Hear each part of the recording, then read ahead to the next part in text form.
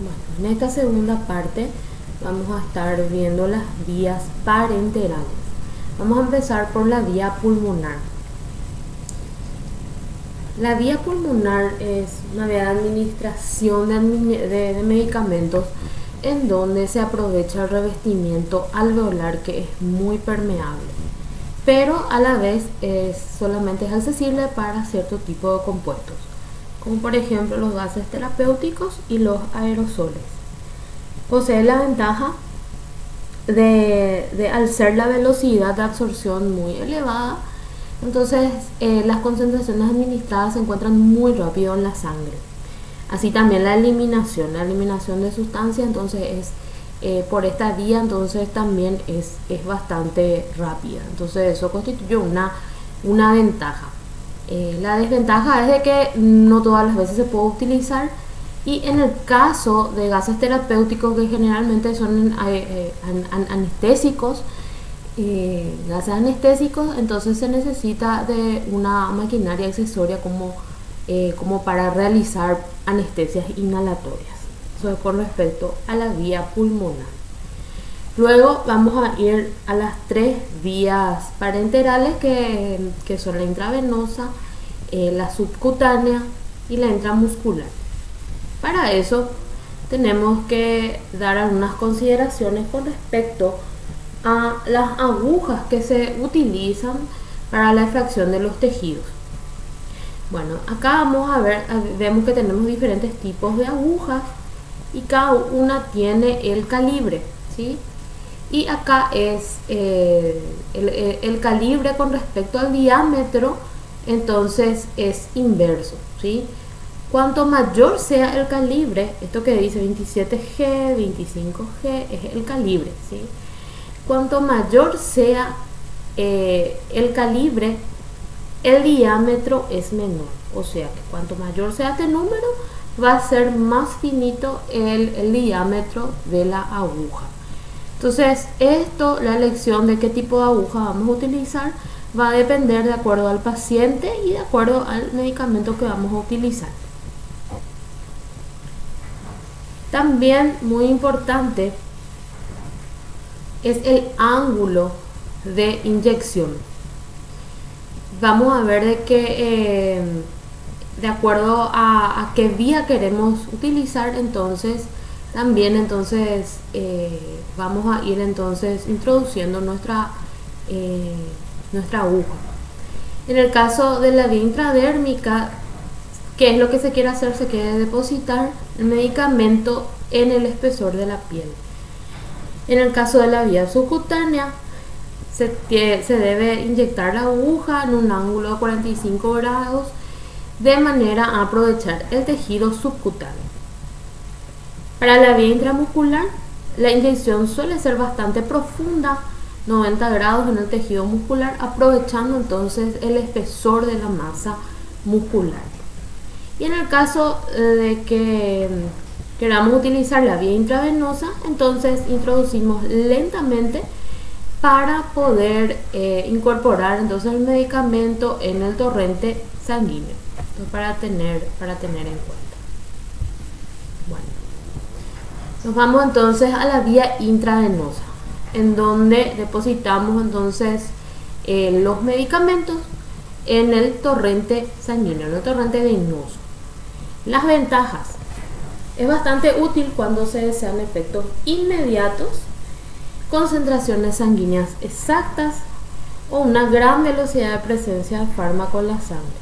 Recordemos que en este caso el fármaco no necesita atravesar membranas para llegar al torrente sanguíneo, ¿sí? ¿Por qué? Porque se deposita directamente dentro de la sangre.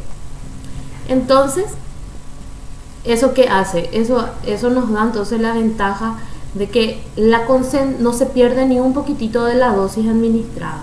La concentración que se deposita es la concentración que estamos seguros que va a recorrer el organismo. Entonces los efectos son bastante inmediatos.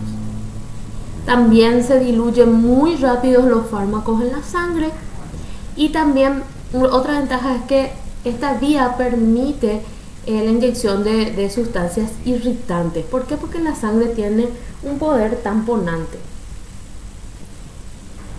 Se aprovecha esta vía cuando se está trabajando con fármacos que tienen una vida media muy corta. ¿Y qué entendemos por vida media? Vida media es un término que vamos a utilizar muchísimo en farmacología, que vamos a ir ahondando, pero para adelantarles un poquito, vida media de un fármaco es el tiempo que transcurre para que el fármaco se reduzca a la mitad de la dosis administrada, ¿sí? De la cantidad que llega a la sangre, cuánto tiempo le lleva a llegar a la mitad de esa dosis inicial. Ese es entonces la vida media. Y hay algunos fármacos que tienen la vida media muy corta. Entonces, utilizando la vía intravenosa, entonces se optimiza ese tiempo. Bueno, acá vemos que tenemos las dos formas de poder utilizar la vía intravenosa. En el caso de este perrito, tenemos entonces la vía por perfusión continua. Para eso utilizamos entonces un acceso a la vía, un acceso sería permanente durante el tiempo, ¿verdad?, que dure el tratamiento, y tiene por medio de un equipo de perfusión, ¿sí? Entonces mediante este equipo de perfusión entonces se le puede administrar uno o varios medicamentos, entonces utilizando este acceso a la sangre, al torrente venoso. Bueno, por otro lado tenemos la otra vía de administración, la otra forma de administración intravenosa, que es por administración directa o en bolo, ¿sí?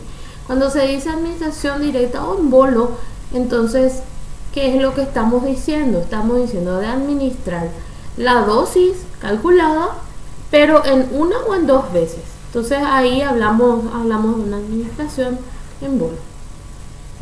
En este caso se utilizó la vena yugular para administrar entonces el medicamento. Bueno, ¿cuáles son las desventajas de la vía intravenosa? La desventaja es de que como no hay absorción, entonces una vez que se inyectó el medicamento ya no se puede retirar de la corriente sanguínea.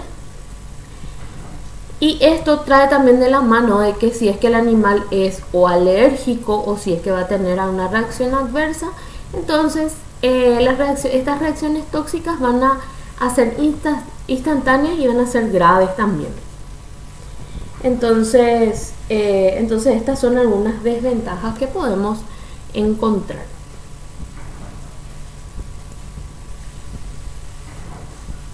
Luego tenemos la vía intramuscular, en donde nosotros depositamos el medicamento en lo que es el espesor del tejido muscular. Recordemos de que el tejido muscular es bastante irrigado, entonces la velocidad de absorción va a ser mayor, ¿sí? No va a ser igual de veloz que la vía intravenosa, pero va a ser bastante rápida su absorción. Esta vía se utiliza para administrar medicamentos que no pueden darse por vía oral debido a que la absorción es lenta y variable o por el alto porcentaje de inactivación del fármaco. Que comentábamos que hay muchos fármacos que se inactivan al pasar por el tracto gastrointestinal. Entonces esos fármacos no se administran por vía enteral, hay que ver entonces una vía parenteral. Entonces acá vemos los diferentes sitios de administración. Vemos de que siempre se utiliza grandes masas musculares y que en el caso, por ejemplo, del bovino se utiliza la tabla del cuello para no dañar las zonas de cortes comerciales. Bueno, las ventajas es de que se puede, debido a la gran irrigación que hay en las masas musculares, se puede o acelerar la absorción o a veces, si es necesario, disminuir la velocidad. ¿Cómo es eso? Cuando el animal hace ejercicio, se acelera la absorción por estímulo de la circulación local. Y a la inversa, se puede también disminuir la absorción aplicando hielo.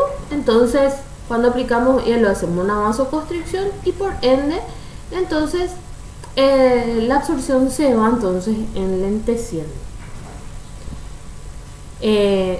Otra ventaja es de que la absorción a partir de la inyección intramuscular es rápida y completa. Las formas farmacéuticas permiten la liberación prolongada y constante de los fármacos. También otra ventaja es que se puede administrar volúmenes relativamente grandes. No mucho, pero se puede administrar volúmenes grandes. Ahora, las desventajas. El dolor en el sitio de inyección es frecuente y algunos medicamentos son demasiado irritantes. Eso es una gran desventaja porque hay veces, inclusive que los fármacos son muy irritantes y pueden inclusive producir abscesos y entonces, mucho dolor también. No todos los fármacos se hallan biodisponibles por completo. ¿Por qué? Porque acá ya interviene ya una o más membranas, o sea que ya hay absorción. Toda vez que se dé el fenómeno de absorción, entonces puede perderse un poquitito de dosis por el camino, ¿sí? Pero por eso no todos los fármacos se hallan biodisponibles por completo, pero se absorbe bastante bien. Esas son las desventajas de la vía intramuscular. Luego tenemos la vía subcutánea. En la vía subcutánea depositamos el medicamento en el tejido subcutáneo y vemos de que dependiendo de la especie tenemos zonas en donde hay mayor cantidad de tejido laxo, ¿sí? Entonces tenemos en el perro y en el gato, tenemos toda la zona de la espalda, en el caso del porcino detrás de la oreja y también en el caso del bovino también en lo que es tabla del cuello. La ventaja es de que a través de esa vía es considerable la diseminación de sustancia acuosa. Otra ventaja es de que hay muchos animales que tienen zonas muy grandes de piel laxa. Y también otra ventaja es de que por esta vía se puedan administrar líquidos y electrolitos que podemos utilizar en caso, por ejemplo, de perros muy pequeños que necesitamos de repente hidratarles y podemos utilizar esta vía para hidratación. Solamente lo que hay que tener en cuenta es de que los electrolitos que le vamos a administrar tienen que ser estériles y que tienen que encontrarse a temperatura corporal. Las desventajas es de que esta vía no permite la administración de soluciones irritantes. Cada vez que las soluciones son irritantes, entonces vamos a tener como vía de elección entonces la vía intravenosa porque tiene una capacidad amortiguadora. Por último, dentro de siempre de las vías parenterales, vamos a tener las otras vías parenterales, ¿sí? O vías especiales. Estas otras vías especiales vamos a ir hablando rápidamente porque no son de uso frecuente. Más bien, ¿qué es lo que tratan? Se utilizan en situaciones en donde nosotros queremos de que el reactivo o el fármaco llegue a ese lugar, ¿sí? Entonces ahí nos encontramos con la vía intraarterial, que se utiliza cuando se desea un efecto localizado en un órgano o área del cuerpo. Por ejemplo, la inyección de sustancias radioopacas para diagnóstico o también para el tratamiento de algunos tumores localizados. Luego tenemos la vía intraperitoneal, que esta vía es bastante utilizada, pero en animales experimentales. Ustedes saben de que los animales, los llamados animales de laboratorio, se utilizan mucho en lo que es investigación y también para lo que es desarrollo de fármacos. Entonces, cuando se trabaja con este tipo de animales y para pruebas, entonces se utiliza mucho esta vía intraperitoneal. Por supuesto, ahora que esta vía tiene una técnica, entonces el personal generalmente está adiestrado y está capacitado para realizar esta técnica. ¿Por qué? Porque existe el riesgo de infección y de causar lesiones en los órganos. Acá vemos entonces cómo se está describiendo la técnica, ¿sí? Tenemos nosotros la línea media. Cuando identificamos la línea media, entonces utilizando una aguja bastante fina, entonces hacemos la inyección entonces al costado de la línea media. Pero como les digo, es una técnica que requiere mucha práctica y se utiliza en estos casos. Luego tenemos la vía intracardíaca, que es bastante peligrosa. Se utiliza solamente en caso de urgencias como fibrilaciones ventriculares o paro cardíaco, donde vamos a utilizar esta vía para aplicar estimulantes cardíacos. Entonces ahí necesitamos tener bien claro la zona entonces de protección cardíaca. Luego tenemos la vía intratecal, que se realiza en el espacio subaracnoideo a nivel lumbar o en la cisterna magna. Esta vía se utiliza para depositar quimioterápicos para enfermedades bacterianas del sistema nervioso central o para fines diagnósticos. Es una vía bastante delicada, entonces se necesita una asepsia total y que el medicamento no sea irritante. Otra vía es la vía epidural, en donde se administran anestésicos locales cuando se necesita intervenir entonces una región inervada por eminencias espinales de la región lumbosacra o sacrococcígea. Para este caso, aparte, ¿verdad?, de conocer la técnica para poder inyectar los fármacos, también es muy importante, como siempre, leer la formulación del producto.